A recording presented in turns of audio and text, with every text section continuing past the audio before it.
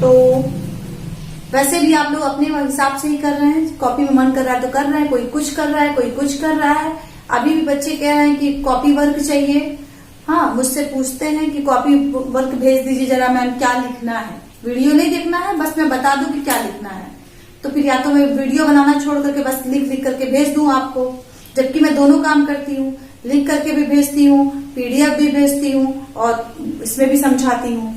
और आप लोग उसमें पूछते हैं, अगर मैंने 25 व्याकरण का वीडियो बनाया है तो आप पूछते हैं मैम क्या लिखना है। कहीं कहीं लिखना होता है, कहीं नहीं लिखना होता है, कहीं ग्रामर की बुक में लिखना होता है, कहीं कॉपी वर्क होता है। तो या तो मैं याद करके बैठी रहूं, और सब बच्चे 2 दिन पहले कॉपी कंप्लीट कर रहे हैं जल्दी जल्दी, तो मुझे मालूम है कैसी कॉपीज मेरे पास आई होंगी। चलिए अनौपचारिक पत्र देखते हैं फिर से एक बार। इसके पहले मैं बताई, कुछ बच्चों ने सिर्फ औपचारिक का फॉर्मेट लिखा हुआ है कॉपी में, मैं ग्रुप में देख रही हूँ। और मैंने हर चीज वीडियो में बताया है। चित्रलेखन बोला है लिखने के लिए, ऐसे लिखने के लिए बोला है। कम से कम 2 चित्रलेखन, एक फर्स्ट टर्म में हो गया था, एक सेकेंड टर्म में है। आप लोग कैंपस फेयर में जाके डेट चेंज ही नहीं करेंगे तो कुछ कहाँ से दिखेगा। आप जो 2 साइड में डेट होती है, एक इस साइड में एक इस साइड में, वहां पे जब इस साइड में क्लिक करेंगे तो बैक डेट में जाएंगे, सितंबर दिखेगा, तो आप उसको करते करते आप जून में जाएंगे। जब जून में जाएंगे तो आपको फर्स्ट टर्म मिल जाएगा।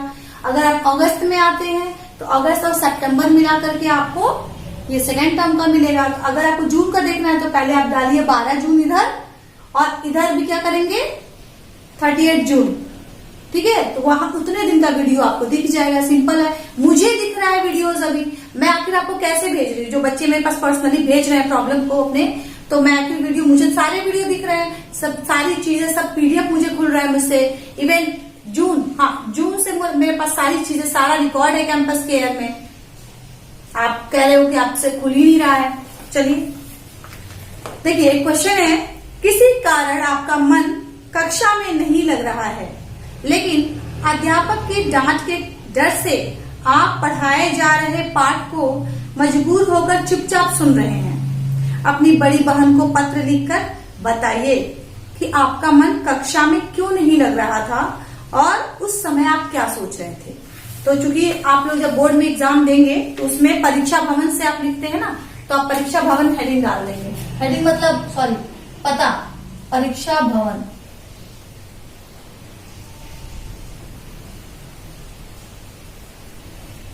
इसके बाद यहां पे लगेगा कॉमा। उसके बाद फिर आप कोई भी विद्यालय डाल दीजिए,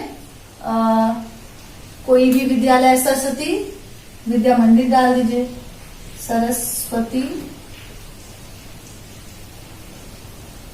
कोई लाइन नहीं छूटेगी, विद्या मनमाला। आप कहीं का भी एड्रेस दे दीजिए, जैसे कि आप दे दीजिए, यहाँ का एड्रेस कभी मत दीजिएगा, हमेशा गलत एड्रेस दीजिएगा। तो आप दे दीजिए लखनऊ, नहीं कोई कॉलोनी दे दीजिए आप, लखनऊ की कोई भी कॉलोनी का नाम अगर आपको पता है तो। विजयनगर होगा, कहीं ना कहीं विजयनगर तो होगा ही, मुझे नहीं पता, मैं गेस करके लिख रही हूँ, ये सिर्फ समझाने के लिए है। विजयनगर कहीं तो कुछ होगा ही। लखनऊ,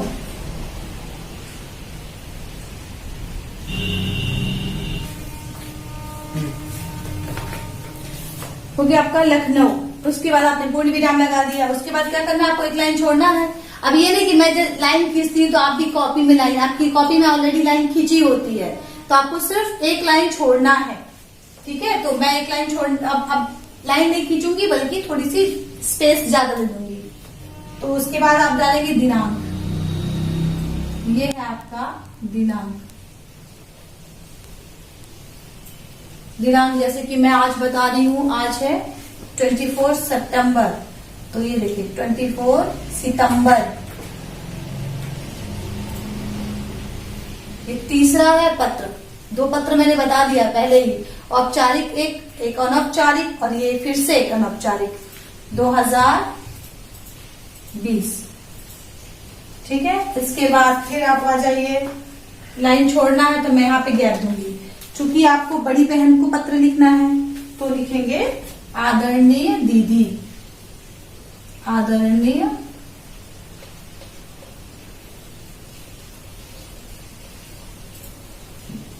दीदी,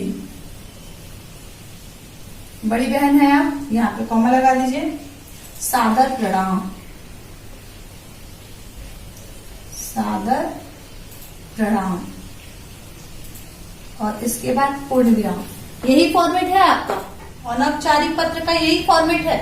ठीक, अब जो है इसके बाद आप एक लाइन छोड़ करके लिखिए कि पहले तो हालचाल लिखा जाता है, तो हालचाल में आप क्या लिखेंगे पहले कि मैं यहाँ कुशल पूर्वक रहते हुए आशा करती हूँ कि वहां पर भी सभी कुशलता से होंगे, जैसे कि, और ऐसे भी लिख सकते हैं। इसमें तो डायरेक्ट लिखा हुआ है कि मैं यह पत्र आपको अपनी उदासी का कारण बता रही हूँ, लेकिन मेरे हिसाब से पहले आप 2 या 3 लाइन में हालचाल, कुशल क्षेम मतलब हालचाल बताएंगे कि क्या हालचाल है, यहाँ का सब समाचार ये है, वहां का हाल कैसा है, पिताजी कैसे हैं, ये सब चीजें ना। छोटी बहन को मेरा मतलब नहीं, छोटी बहन की पढ़ाई कैसे चल रही है, गुड़िया की पढ़ाई कैसे चल रही है, इस तरह से। उसके बाद नेक्स्ट पैराग्राफ जब आप लिखेंगे तो अब आपकी समस्या क्या है, यानी कि टॉपिक में क्या पूछा है, क्लियर, टॉपिक में क्या पूछा है वो बताना है आपको। तो चलिए देखते हैं।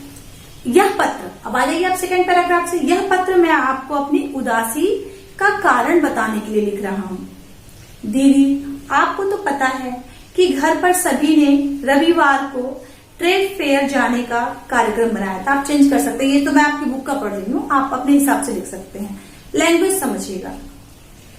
और मैं नई नई चीजें देखने के लिए बहुत उत्साहित था, लेकिन शनिवार को विद्यालय में अगले दिन विशेष कक्षाएं लगाए जाने की सूचना मिली, जिनमें सभी की उपस्थिति अनिवार्य थी।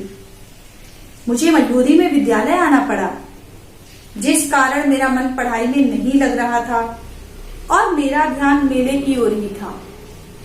मैं सोच रहा था कि यदि आज विद्यालय न आना पड़ता तो मैं भी मेले का आनंद ले रहा होता। आपसे मन की बात कहकर काफी शांत महसूस कर रहा हूँ, परंतु मेले में न जा सकने का दुख फिर भी बना रहेगा। आपका अनुज लोकेश। अनुज मतलब छोटा भाई। अब इसमें ये दिया है, आप कोई भी रीजन बता सकते हैं, कोई भी कारण बता सकते हैं कि क्या, मतलब अपनी बहन को बता सकते हैं ना कि दीदी मैं अपनी कक्षा में ध्यान से नहीं पढ़ पा रहा था, या फिर घर पे आपको कोई बहुत खास व्यक्ति आए हैं, या फिर मतलब जिससे आप मिलने के लिए बहुत ही उत्साहित थे और आप चाहते थे कि आप घर पर रहें, लेकिन ऐसा हुआ कि विशेष कक्षाओं के नाम पे स्कूल बुला लिया गया, जो कि बहुत जरूरी था। उसको मैं नजरअंदाज करके घर पे भी नहीं रह सकता था, मुझे विद्यालय भी जाना था, लेकिन या मेरे अंदर की कमी थी या क्या था कि मैं ध्यान नहीं लगा सका, मेरा ध्यान पूरे टाइम घर पर था। और बहुत सारी चीजें आप इस पत्र में लिख सकते हैं। चलिए एक और पत्र देख लेते हैं साथ में। प्रश्न है, आप अपने मित्र की बहन के विवाह में सम्मिलित होना चाहते थे मगर हो न सके, इसलिए पत्र लिख करके कारण सहित पूर्ण विवरण देकर के मित्र से क्षमा याचना कीजिए। कभी कभी बच्चे सोचते हैं कि पत्र में लिखें क्या, तो ध्यान दीजिए, प्रश्न जो क्वेश्चन होता है उसमें बहुत सारी चीजें, आपको बहुत सारे कंटेंट मिल जाएंगे। जैसे कि बहन के विवाह में सम्मिलित न हो सके, यानी कि अब इसमें एक टॉपिक मिल जाएगा आपको 4-5 लाइन का कि विवाह में सम्मिलित होना था, बुलाया था, मैं सम्मिलित न हो सका। दूसरा है पत्र लिख करके आपको कारण बताना है, पूरा विवरण देना है कि क्या कारण था, तो कारण बताइए जो भी कारण था आपके हिसाब से। फिर क्षमा याचना, उसके तीसरे पैराग्राफ में क्षमा बताइए, क्षमा मांगिए कि मुझसे गलती हो गई, या स्टार्टिंग में भी आप कर सकते हैं कि मुझसे गलती हो गई, मैं आप मतलब क्षमा प्रार्थना। गलती क्या हो गई, मैं विवाह में आना चाहता था लेकिन आ ना सका, मुझे क्षमा कर देना कि मेरा बहुत मन था कि मैं विवाह में आऊं, और यहाँ तक कि मैं खुद ही बहुत ही उल्लसित था, मेरा मन बहुत था कि मुझे जाना चाहिए, लेकिन किसी कारणवश मैं नहीं आ सका। अब कारण भी आपको बताना है, प्रश्न में लिखा हुआ है कि कारण बताइए, और अगर नहीं भी लिखा है तो पत्र चूंकि अनौपचारिक है तो थोड़ा सा बड़ा पत्र तो लिखना ही पड़ेगा, तो आप बताइए कि क्या कारण है। हमेशा पत्र में आप खुद से सवाल किया कीजिए, क्यों, क्या, कैसे, अपने आप आपको कंटेंट मिलते जाएगा। ठीक है, अब इसमें क्या दिया हुआ देखिए, आशा है घर पर सभी कुशल होंगे और नीरू दीदी की शादी का कार्यक्रम भी भली भांति पूर्ण हो रहा होगा। मित्र, विवाह में उपस्थित न हो पाने के लिए मुझे क्षमा कर देना। मैं विवाह में आने के लिए बहुत उत्साहित था और तुम्हारे घर आने की तैयारी भी कर ली थी। भैया भी साथ आ रहे थे, परंतु जिस दिन घर से चलना था उससे पहले दिन ही यह दुखद समाचार प्राप्त हुआ कि मामा जी एक दुर्घटना में गंभीर रूप से घायल हो गए हैं।